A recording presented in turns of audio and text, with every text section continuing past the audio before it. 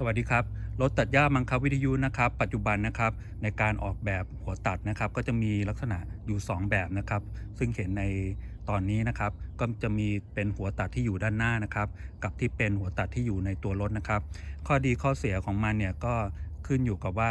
จะเอาไปใช้งานในพื้นที่แบบไหนนะครับลักษณะงานแบบไหนนะครับซึ่งในคลิปนี้ผมจะพูดถึงหัวตัดหน้าอย่างเดียวนะครับข้อดีข้อเสียเนี่ยอาจจะตรงกันข้ามกับที่เป็นหัวตัดในนะครับเรามาดูข้อดีกันก่อนนะครับข้อดีของหัวตัดหน้านะครับการแรกเลยสำคัญที่สุดนะครับก็คือเรื่องของการบำรุงรักษานะครับหรือการเซอร์วิสนะครับเราจะสามารถที่จะ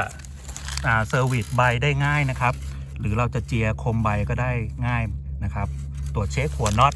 นะครับว่าอยู่พร้อมสำหรับในการใช้งานหรือเปล่านะครับในกรณีที่เราอยู่หน้างานนะครับที่มีหญ้าติดนะครับหรืออุปสรรคติดนะครับเราก็จะสามารถที่จะแก้ไขได้ง่ายกว่านะครับส่วนตัวรถของผมนะครับจะออกแบบให้สามารถเปิดนะครับเปิดฝาออกได้นะครับยกตัวอย่างเช่นอันนี้นะครับก็จะมีเศษของติดนะครับเราก็สามารถที่จะดึงออกได้ง่ายเลยนะครับนี่นะครับ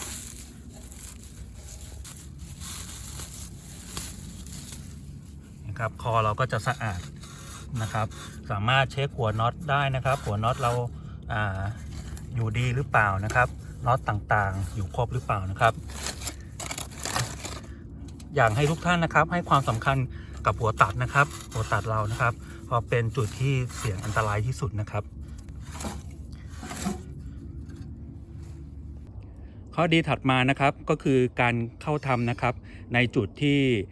เราต้องการความละเอียดนะครับยกตัวอย่างเช่น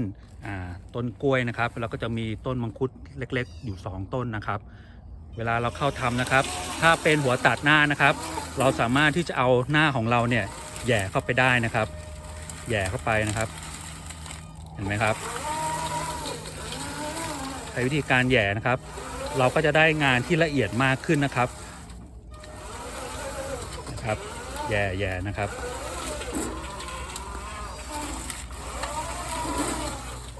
อีกจุดหนึ่งนะครับถ้าใครออกแบบหัวตัดแบบผมนะครับที่สามารถอิสระเคลื่อนไหวได้นะครับข้อดีของใบตัดหน้าแบบนี้นะครับก็คือว่ามันจะอิสระกับตัวรถนะครับเวลาเจออุปสรรคอะไรเนี่ยมันก็จะทำเฉพาะแค่ที่โดนกระทำนะครับยกตัวอย่างเช่นที่เป็นรากไม้นะครับ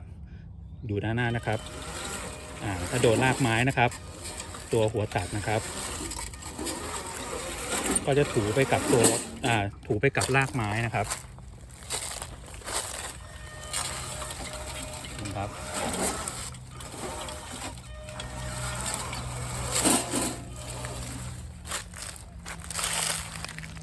ตัวรถเราก็จะถูกค่อมไปกับ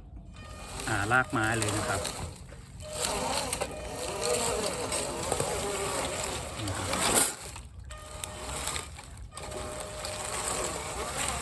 หรือจะเป็นพื้นที่ที่เป็นหลุมบ่อนะครับ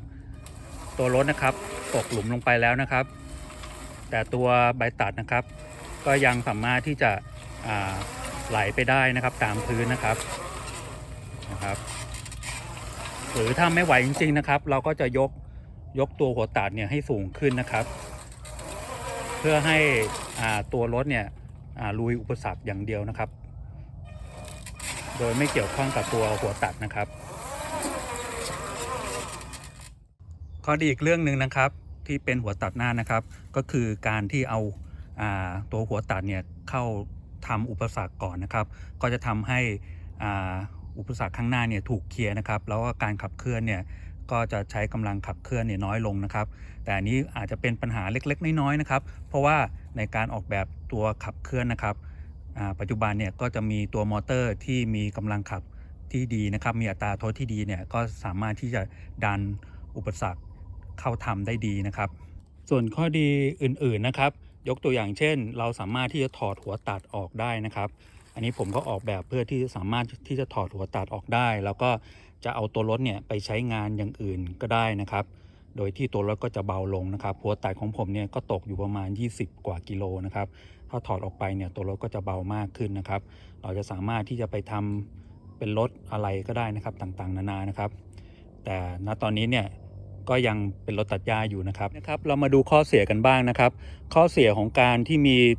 หัวตัดที่อยู่ข้างหน้านะครับประการแรกก็คือว่ามิติของตัวรถนะครับก็จะยาวขึ้นนะครับโดยเฉพาะถ้าเรายิ่งมีใบตัดที่มีรัศมีความกว้างมากขึ้นนะครับก็จะต้องใช้ความยาวของตัวรถมากขึ้นนะครับก็จะทำให้ความคล่องตัวเนี่ยลดน้อยลงไปนะครับในการเข้าทำนะครับในการตัดนะครับที่เป็นหัวตัดหน้านะครับก็เราจะต้องเอาหน้าเข้าอย่างเดียวนะครับเรื่องของการถอยหลังเนี่ยก็จะไม่ค่อยได้ประสิทธิภาพนะครับเดี๋ยวผมจะยกตัวอย่างการวิ่งให้ดูนะครับสมมุตินะครับเรามีต้นกล้วยนะครับอยู่2ต้นนะครับเราวิ่งนะครับวิ่งตัดนะครับต้นหน้าไม่เป็นไรนะครับแล้วเราก็ถอยหลังนะครับถอยหลังตัดมานะครับชนกับต้นนี้นะครับก็คือว่าด้านหลังนะครับเราจะไม่ถูกตัดนะครับก็จะได้แค่ด้านหน้าอย่างเดียวนะครับในการตัดที่ประหยัดนะครับก็จะต้องเดินหน้าถอยหลังอย่างนี้ครับเดินหน้าถอยหลังอย่างนี้นะครับเดินหน้านะครับแล้วก็ถอยหลังเพราะฉะนั้นเนี่ยถ้ามีอุปสรรคที่อยู่ด้านหลังนะครับไม่ถูกตัดนะครับเราต้องกลับตัวรถนะครับกลับตัวรถใหม่นะครับแล้วก็ตัดนะครับแล้วก็ตัดเก็บงานนะครับแทนที่เราจะวิ่งไปกลับนะครับเราก็จะได้ระยะเท่านี้นะครับแต่เราจะต้องมาเก็บงานด้านหลังที่เราไม่สามารถที่จะตัดได้นะครับอันนี้คือเป็นข้อเสียที่พบนะครับ